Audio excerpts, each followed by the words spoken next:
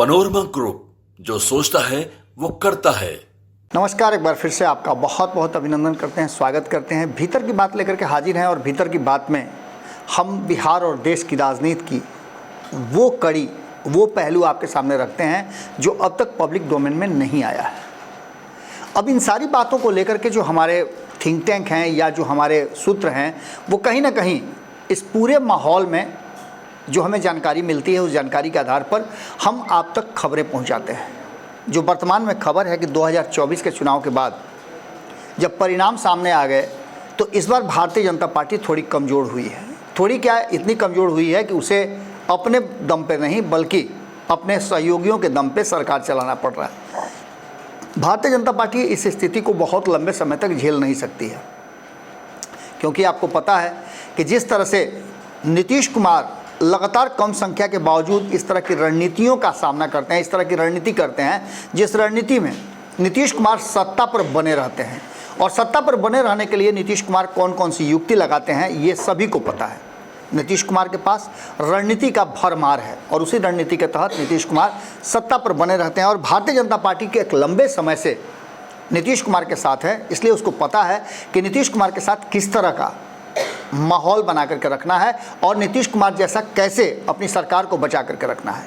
इसके लिए नीतीश कुमार ने जो जो फंडा अपनाए हैं उन सभी पर भारतीय जनता पार्टी भी अब शोध करना शुरू कर चुकी है। हालांकि भारतीय जनता पार्टी पर ये आरोप लगते रहे हैं कि वो स्थिर सरकारों को भी गिरा देती है। ऐसा कई बार देखा भी गया है और भारतीय जनता पार्टी इससे अपना पल्ला झाड़ती है। हालांकि मेरा मानना यह है, और ख़ास करके अगर सियासत में, प्यार में, जंग में आप अगर देखें तो सभी चीज़ जायज़ होता है। अब इस बात को लेकर के जो वर्तमान परिस्थिति बनी है, उस परिस्थिति में एक बात साफ है कि भारतीय जनता पार्टी का जोड़ घटाव शुरू हो गया है। भारतीय जनता पार्टी के साथ एक बार फिर से आरएसएस अपने रिसर्च और थिंक टैंक के साथ जुड़ गई है। यानी कि भारतीय जनता पार्टी को कैसे 5 साल तक सत्ता में बिना किसी दिक्कत के रखा जाए, इसकी तैयारियां भी शुरू हो चुकी हैं। लेकिन इसी बीच में कई ऐसी घटनाएं इस देश के अलग अलग राज्यों में घट रही है जिसको लेकर के कहा यह जा रहा है कि केंद्र की सरकार और भारतीय जनता पार्टी, खास करके अगर नरेंद्र मोदी और अमित शाह की जोड़ी की बात करें, जेपी नड्डा की बात करें, तो ये पूरी तरह से प्रभावित कर रहे हैं और ऐसी रणनीतियां बना रहे हैं जिससे कि सामने वाली सरकार या राज्यों की सरकारें जो हैं वो अस्थिर हो जाएं और भारतीय जनता पार्टी की उसमें दाल गल जाए।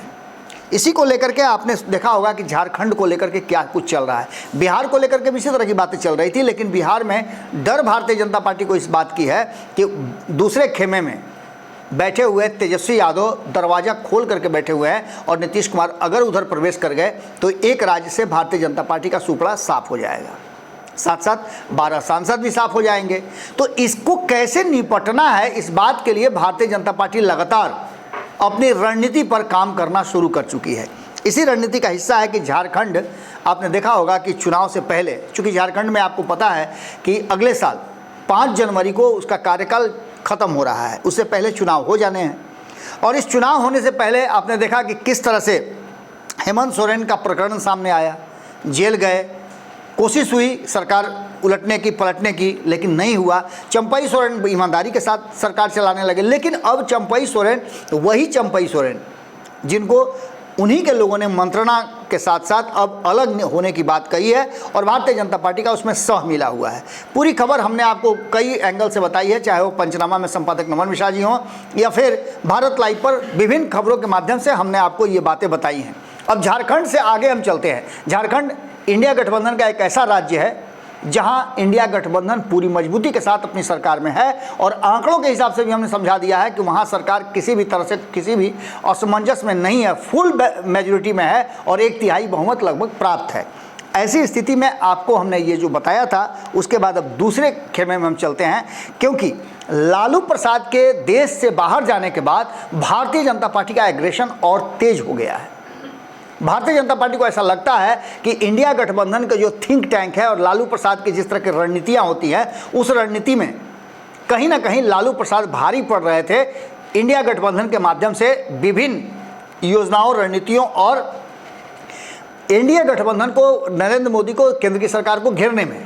अब इस पूरी कहानी का एक प्लॉट ये है कि महाराष्ट्र में जो कुछ भी हुआ उस सारी चीज़ें आप जानते हैं। महाराष्ट्र में एक बार फिर से जो जानकारी मिल रही है उसके अनुसार उद्धव ठाकरे और शरद पवार को एक बार फिर से अपने खेमे में लेने की कोशिश की जा रही थी, लेकिन इन बातों पर अभी भी कोई फैसला नहीं हो सका है। और भारतीय जनता पार्टी चाहती है कि एकनाथ शिंदे और अजीत पवार जिस तरह से सरकार में डोमिनेट कर रहे हैं उनके प्रभाव को कम किया जाए। इस सारी कहानी को लेकर के महाराष्ट्र वाले मामले पर भी जो इंडिया गठबंधन में एक बड़ा घटक दल है उसको प्रभावित करने की कोशिश हो रही है, क्योंकि महाराष्ट्र में भी चुनाव होने हैं और महाराष्ट्र में चुनाव इसी नवंबर में उसका भी 26 तारीख को कार्यकाल समाप्त हो रहा है।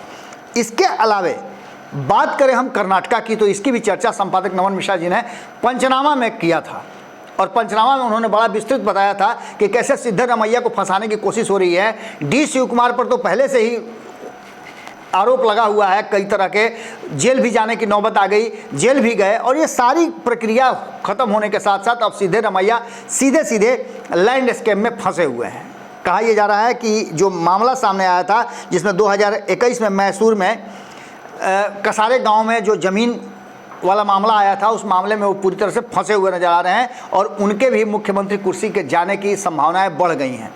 इस पर सीबीआई और ईडी जैसी विभिन्न जो एजेंसियां हैं वो अपना दबिश बना रही हैं। भूमि आवंटन घोटाले में पूरी तरह से फंसे हुए हैं और राज्यपाल ने नोटिस जारी करते हुए शोकॉज नोटिस जारी कर दिया है। अब आप समझ सकते हैं कि ये सारी कहानी कहाँ तक जा रही है। एक और राज्य कर्नाटक जो इंडिया गठबंधन शासित है, कांग्रेस का उसमें शासन है, फुल मेजोरिटी में कांग्रेस है, वहाँ भी कहीं ना कहीं हिलाने डुलाने की तैयारी शुरू हो चुकी है। इसके आगे अब बढ़िए, एक और राज्य जो अगर भारतीय जनता पार्टी के पाले में आ जाए, जिसकी चर्चा हम पिछले 15 दिनों से लगातार कर रहे हैं, 20 दिनों से, कि एकमात्र ऐसा दल है, एकमात्र ऐसा राज्य है जो अगर भारतीय जनता पार्टी के खेमे में आ जाए और भारतीय जनता पार्टी के पुराने साथी भी रहे हैं, तो ऐसी स्थिति में भारतीय जनता पार्टी को किसी की ज़रूरत नहीं है। हम बात कर रहे हैं पश्चिम बंगाल की, और पश्चिम बंगाल में जिस तरह से ममता बनर्जी को लेकर के और ममता बनर्जी की सरकार को लेकर के और वहाँ अस्थिरता की स्थिति पैदा हो गई है। हमने आपको आज ही सुबह में बताया था खबरों के माध्यम से कि किस तरह से राज्यपाल जो हैं वो सीधे दिल्ली कूच कर गए हैं और वहाँ गृह मंत्री अमित शाह और राष्ट्रपति द्रौपदी मुर्मू से मिल करके वो जेपी नड्डा से भी मिले हैं और इन सब से मुलाकात के बाद उन्होंने वो जो यहाँ राज्य की स्थिति है उसका रिपोर्ट पेश कर दिया है। अब उस रिपोर्ट के आधार पर केंद्रीय मंत्रिमंडल क्या फैसला करता है, क्या पश्चिम बंगाल में भी सरकार मुश्किल में है, अगर ऐसा कुछ होता है तो आप समझ सकते हैं कि स्थितियाँ क्या होंगी। अब इस पूरी कहानी में एक बात तो साफ नज़र आ रही है कि Bharatiya Janata party by hook and crook अपने पुराने साथियों को एक बार फिर से अपने खेमे में चाहती है। अगर पश्चिम बंगाल की तृणमूल कांग्रेस एनडीए का हिस्सा बन जाती है तो भारतीय जनता पार्टी की सारी समस्याओं का निदान एक साथ हो जाएगा। ये हम कई बार बता चुके हैं। अब जो बदली हुई परिस्थिति है उसमें वेस्ट बंगाल में भी कई स्कैम हुए हैं। एसएससी भर्ती घोटाला हुआ है, उसके बाद शारदा चिट फंड है, और अभी जो आपने देखा कि डॉक्टर की मृत्यु के बाद उनके साथ जो कुछ भी हुआ उसको लेकर के पूरा देश खौला हुआ है। इन सारी परिस्थितियों को लेकर के ममता बनर्जी कहीं ना कहीं फंसती हुई नजर आ रही हैं और लॉ एंड ऑर्डर की स्थिति में ममता बनर्जी घिर गई हैं। इन सारी परिस्थितियों में लालू प्रसाद के अब्सेंटी में जिस तरह से इंडिया गठबंधन पूरी तरह से चेकमेट करने की स्थिति में भारतीय जनता पार्टी और एनडीए गठबंधन है, उसको देख करके ऐसा लगता है कि लालू के देश छोड़ते ही गठबंधन पर मोदी का, भारतीय जनता पार्टी का सर्जिकल स्ट्राइक शुरू हो गया है और पुराने साथियों को बुलाने की तैयारी शुरू हो गई है। अब एक सवाल ये खड़ा होता है कि जब पुराने साथी, चाहे वो उद्धव ठाकरे हों, शरद पवार हों, हेमंत सोरेन हों या फिर ममता बनर्जी हों, जब ये वापसी करेंगी तो नीतीश कुमार की स्थिति क्या होगी? क्या नीतीश कुमार उसी टसन में रहेंगे? निश्चित रूप से नीतीश कुमार का कद घटेगा और जो उनका डोमिनेंट हो रहा है केंद्र की सरकार में वो कमज़ोर पड़ेगा।